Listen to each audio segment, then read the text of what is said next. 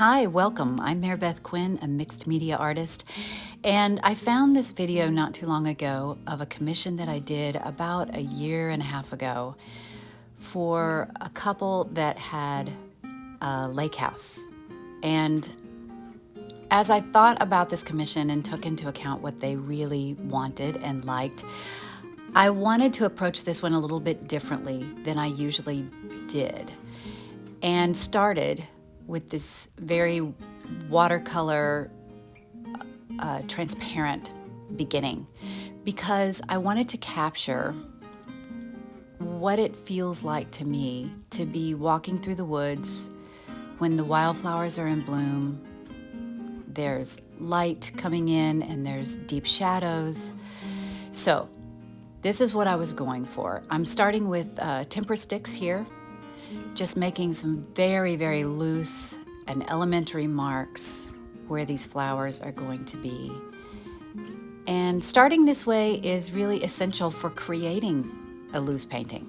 When you start really descriptive and tight, it's hard to loosen it up later. So it took me a lot of years to gain the confidence to actually be able to start this way. Because when you do begin this way, it does feel chaotic and it doesn't look attractive, but it gives you a lot to work with. So if you have the confidence that you can solve the problems as you go, then you really can start from this place. So I would work a lot with problem solving so I could gain the confidence to start looser and looser. So I'm off to a good start here. I know that I want the dark area in the bottom left, but everything else is just being filled in as I go. So forgive this upright position of the video. It won't last long.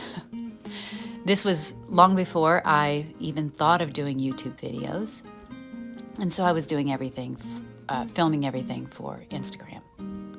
My main concern at this point was just capturing that haphazard sort of look of wildflowers. They just come out of nowhere and they're anything but perfect. I'm mixing up some paint here to add some heavy texture to the flowers because that's what the client wanted.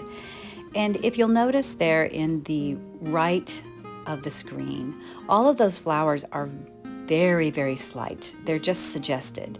They have strong centers, which really holds them together, but the flowers themselves are not real definite, which is exactly what I was going for. And as I'm adding the petals here, I am using this spatula because I can't be precise with it. I wanted them to look wispy, airy, playful, and really the opposite of just these tightly looped, descriptive flowers. I think I achieved that there. So as you can see, I've come in and added some little botanical features here and there, some stems and leaves. That's what's going on in this part. Some of them were a bit more descriptive than others, but even the most descriptive ones were only partially there.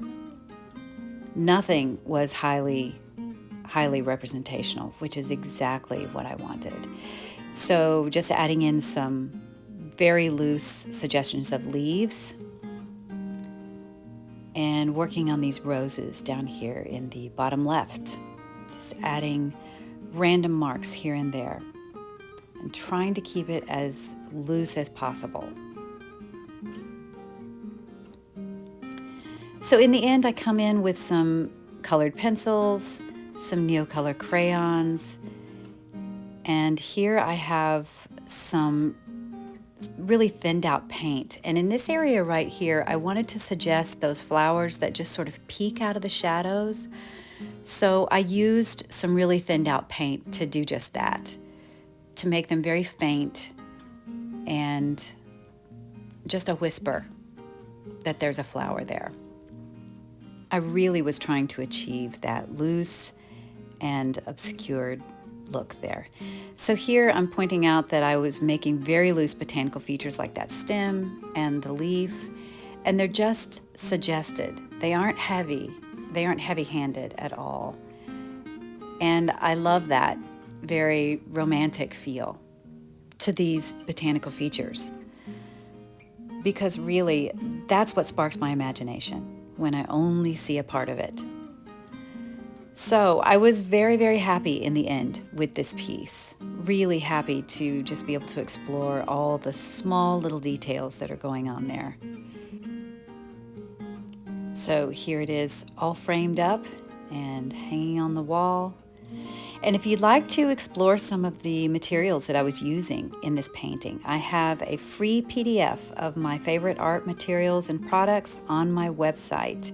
I'll also put the link in the description with the link to my brand new collage class. It's getting great reviews and I'm thrilled.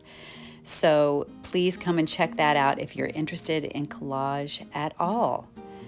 And as always, I'm so appreciative of everybody that watches my videos and leaves your lovely comments. I love to answer your questions. And thanks so much for spending this time with me.